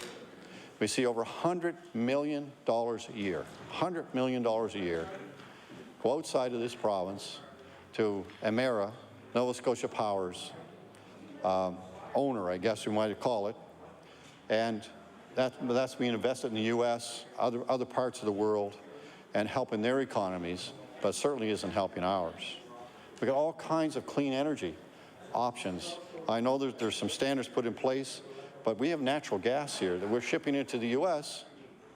and to New Brunswick. New Brunswick's doing very well off our natural gas. It's right straight through Nova Scotia, and where it goes, and they're generating power with it and doing other things with natural gas that helps our economy go.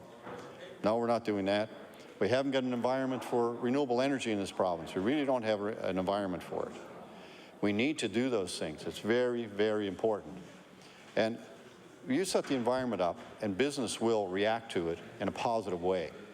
But until we get those environments set in place, and this government has done none of this, and this bill is not going to do that. It's not going to do it. It's a small little step. It might have some positive things in the bill someplace. I haven't seen too many of them yet. But it's not going to lower the power rates or stop the power increases for Nova Scotians. It just won't do that. And if that's what this government figures they're going to do with this bill, they're wasting their time. And it's unfortunate they don't understand that. Because if we don't do something to correct our power bill and all the other expenses that we have every day operating here, we're going to see those two elements I talked about before. The young people never come back. They're never going to see the people retiring early and have some disposable income moving outside the province to save taxes. So we have the group of people that's left in the middle and that have to stay here for whatever reason, want to stay here. And they're going to bear the brunt of all this expense that's been placed upon them. So it's going to be a long memory from Nova Scotians, like it was in Ontario when the NDP was in Ontario. And they're still hurting. Their economy's hurt from there ever since. And you're seeing companies move. You're seeing companies move out of the province, and we're seeing the same thing happen here. We're seeing branch plants here move out. We're seeing wholesalers move out here, and we're seeing businesses leave. So as this government tries to say that they're doing the things that will help, it's not really affecting us. It's not affecting us in a positive way. So as we keep on seeing these changes made and hoping that the government will do some things positively to make sure our economy grows and the young people here can stay here, it's not happening. It's simply not happening. And I just ask anyone that may be watching this today to sit down and look where your money is going today. Compare it to where it was 2 or 3 years ago, and you're going to come up with an awful shock. Because if you made the same money 3 years ago, or close to the same money, or even make a little bit more money today, you still do not have as much disposable income. And if you don't have disposable income, that means you can't support the local shops around that you deal with. You can't do renovations to your home. So the home renovations thing goes down. The price of housing, the ability to sell houses in HRM is dropping here. It's dropping. It's a sign of the economy being in such bad shape. I got several friends that have homes on the market now below what the market value is, and looking at that and wonder why their homes aren't selling, because people have no confidence in the economy, absolutely none. So as the economy gets worse and worse in the province, it's going to make us wonder how we're going to keep young people in Nova Scotia. And Madam Speaker, I'd like to adjourn the meeting to give the government time to proceed to tomorrow's business. The opposition leader, House Leader Opposition, I will take my place at another day and talk further on this bill. Thank you. Thank you. The question is to adjourn debate on Bill number 97. All in favour say aye. Aye. Those opposed nay. The motion is carried. I now recognize the Honourable Government House Leader. Thank you, Madam Speaker. Madam Speaker, that concludes the government's business for today. Our hours tomorrow will be 2 to 6 p.m. And now I'm turn over to the House Leader of the Official Opposition to announce business for tomorrow. Recognize the Honourable House Leader of the Official Opposition.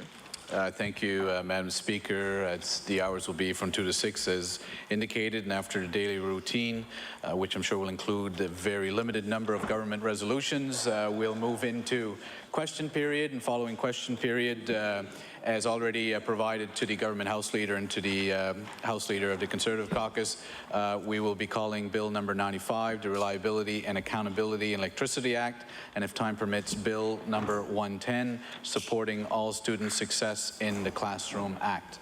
And with that, Madam Speaker, I would move that the House do now rise and meet again tomorrow from the hours of 2 to 6 p.m. Thank you. The motion is that the House does now rise to meet again tomorrow, November 7th, between the hours of 2 and 6 p.m. All in favour say aye. Aye. Those opposed nay. The motion is carried. It's now the moment of interruption. I now call under Rule 5.5, as read earlier today, resolution put forward by the Honourable Member for Hants West. That reads, therefore, be it resolved that all members of this House of Assembly condemn the NDP government for botching the process of setting new electoral boundaries and for letting the people of Nova Scotia down by interfering in what was supposed to be an independent commission. I now recognize the Honourable Member for Argyle. Thank you very much, Madam Speaker. It's my pleasure to stand and speak to this resolution. It's almost, this is starting to feel a little bit like the movie Groundhog Day, where the same day just keeps repeating itself, and it seems like this discussion just keeps repeating itself because, quite honestly, Madam Speaker, is the fact that it is an important issue that sits before us. And we have seen some movements as of late by the government to try to frame a discussion, to try to get control of the issue of boundaries once again. But I still have to say that the whole process, right from the start, has been one that's